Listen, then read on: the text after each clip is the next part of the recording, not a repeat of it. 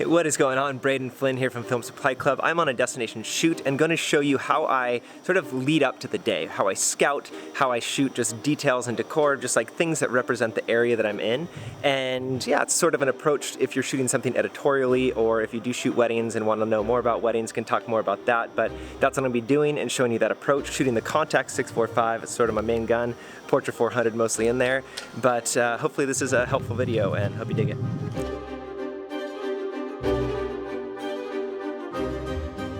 When I shoot destination weddings, I become more of like a travel photographer. Get there a day early and document the town, the area, looking for different things that sort of represent the area that I'm in.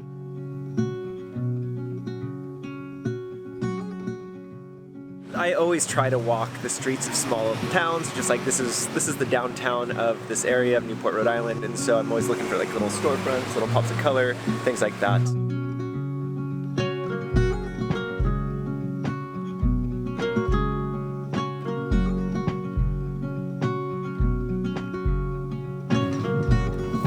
So it's just looking for little details.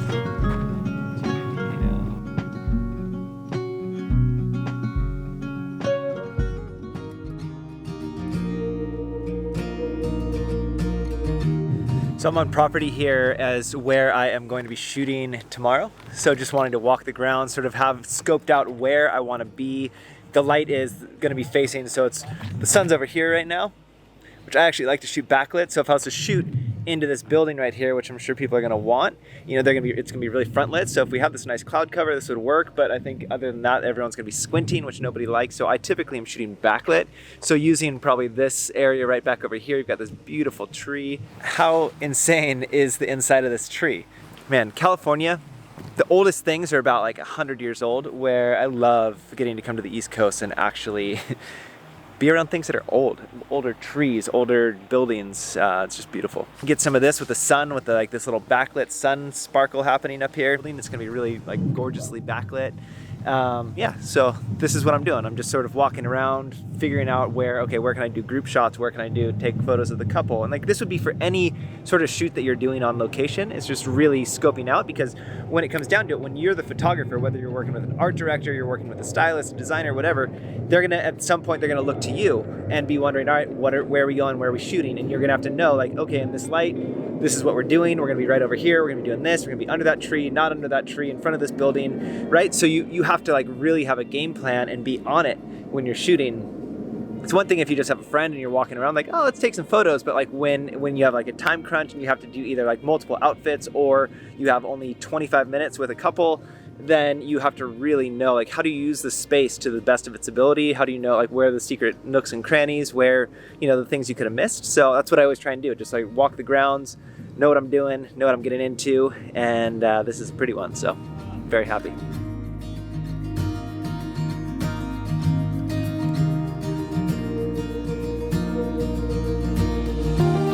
Look at this little gem hidden here in the bushes. Right? So it's just like walking around and finding these little details, these little, just, I don't know what else you call them other than like details of a property, of a location. And it's why, I mean, I love sort of hunting for them and shooting them. Yeah, I'm gonna bring the meter all the way up into the, like, next to the statue, into the shadows, because I want to be metering for the shadows, not for any of the highlights, because then the actual statue will be too dark. So I'm gonna bring this all the way up there, meter that, and then shoot at that exposure.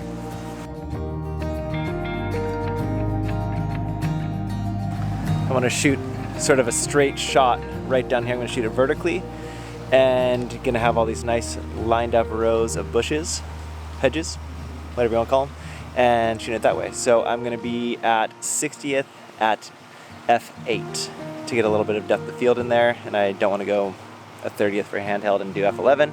So that's what we're doing. Sort of like the lighting that way, but then this way you've got this like killer tree, and then you've got the building as a backdrop right there. So I think this is probably gonna be in the better frame.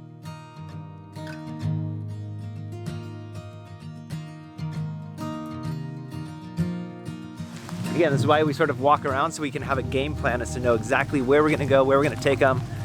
Then, once you know all that, now you can have things be candid, but you're still taking them where you want them to be, and then you're shooting them in a really, really candid way. You're directing, you're having them interact, all that sort of stuff. The thing that I always tell couples is, what I do is I'm directive. I'm not this controlling like a-hole, but I'm directive so that they don't have to think about being photographed. They don't have to perform for the camera.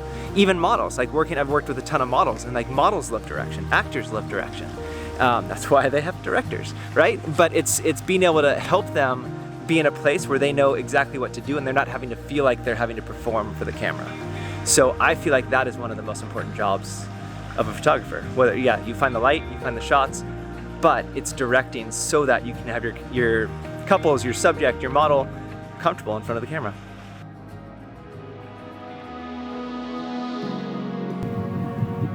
To give you a little thought process as to sort of how I approach what I'm doing is, like, I basically always show up at least a day early. One, I want to scout the location because often I'm shooting locations I don't know. But two, it's like, when I describe wedding photography when you're on a really high-end level, I feel like you have to be good at every kind of photography in one day in really quick succession.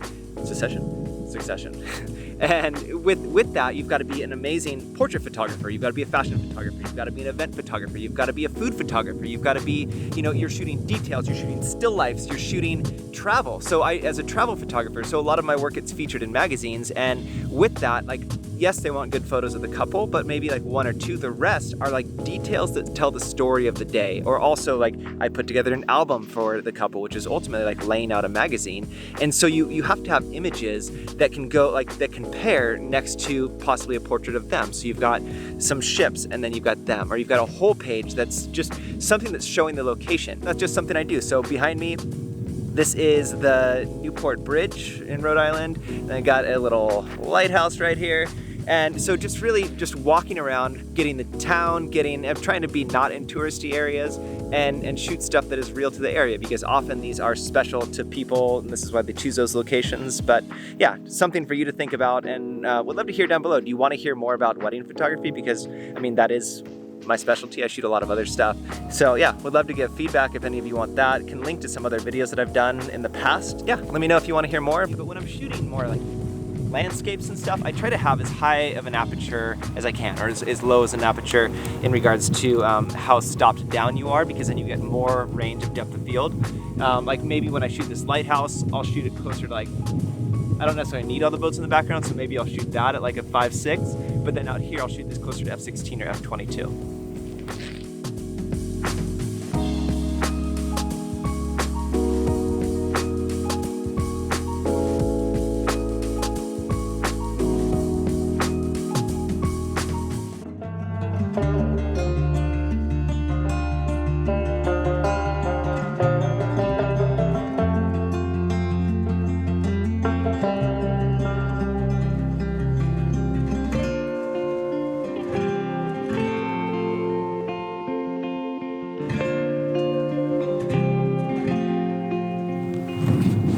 Pretty dark out here at this point, so I'm at about 15th of a second at f2. Let's see if that's right.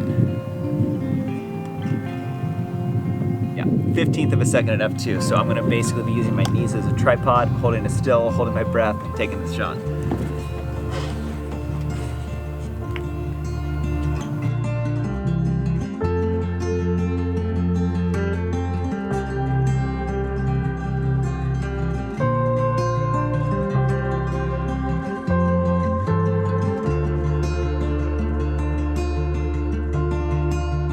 Really hope that was helpful in just how you would maybe approach a travel gig or a photo shoot. If just that reminder to scout and to do your homework and do your research on a space so that you can be in control when you need to be. But hopefully that was helpful. We are Film Supply Club, a shop that sells cameras, it sells film, and is here to support you and hopefully educate you in that process. And we will catch you on the next one.